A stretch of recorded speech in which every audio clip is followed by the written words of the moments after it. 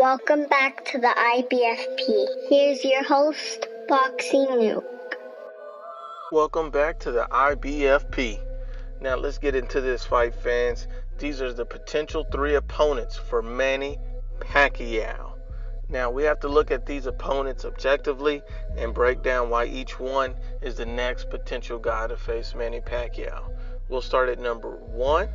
And number 1 on our list is going to be Amir King Khan. Now, Amir Khan seems like the obvious choice. These guys have been talking about a fight for many, many years. And the only thing that's kind of holding it up is recently Eddie Hearn has been discussing a deal potentially to have Amir Khan fight Kell Brook on December 1st in the UK in a mega super fight. Amir Khan has been quoted as saying that he would like to make that fight. He would prefer the Manny Pacquiao fight, and that's a legacy fight for him. And so that's the first fight that you'd look at and you'd anticipate that Manny Pacquiao would be able to get. And it just looks like at the moment it's being a little stalled out. The next fight up for Manny Pacquiao is Vasyl Lomachenko. Now, if you look at Vasyl Lomachenko, he is injured and he's looking to make his comeback fight. But also, aside from that, it looks like he's going to be fighting at 135. And Manny Pacquiao would like to go to a weight of 140 to make that fight happen. Now, that fight is big enough to make happen. That fight is a huge, huge fight, a big deal.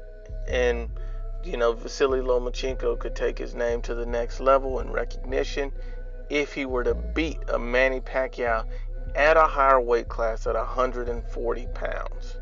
The third potential fight is gotta be Mikey Garcia.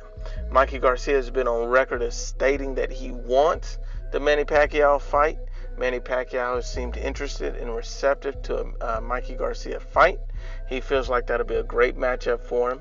We'll preview that and break that down at the IBFP. It looks like here that matchup, just from the outside looking in, I'll still lean towards Mikey to get the win. But I'll say that's closer to a 60-40 matchup right there. Manny Pacquiao coming in at the 40%. I don't see Manny Pacquiao being able to take Mikey's power consistently. But then again, he took Lucas Matthyse's power.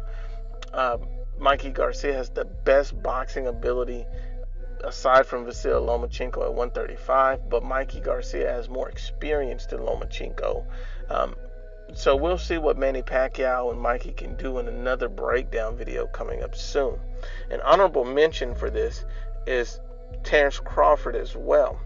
Now, Terence Crawford is just an honorable mention. And the reason why Terence Crawford isn't a huge guy for this is because Manny Pacquiao seems to be actively looking for a new promoter, looking for someone else to carry the banner for him.